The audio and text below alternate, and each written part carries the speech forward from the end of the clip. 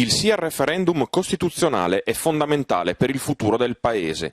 Il via libera della Cassazione permette infatti ora di entrare nel merito delle questioni, ma è bene chiarire e ribadire che non si tratta di una consultazione contro Renzi o contro il governo, ma di qualcosa che permetterà di evolvere il sistema e far fare al Paese quel passo avanti fondamentale per la sua modernizzazione istituzionale. Lo ha detto il capogruppo del PD Diego Moretti, commentando il via libera della Corte di Cassazione al referendum consultivo sulla riforma costituzionale.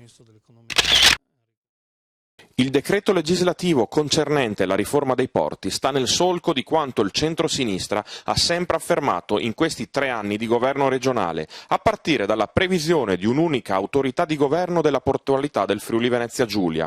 In questo contesto potrà definirsi concretamente la naturale complementarietà tra Trieste e Monfalcone, finora mai sviluppata. A dirlo è il capogruppo del PD Diego Moretti, commentando la recente approvazione del decreto legislativo di riforma della portualità nazionale.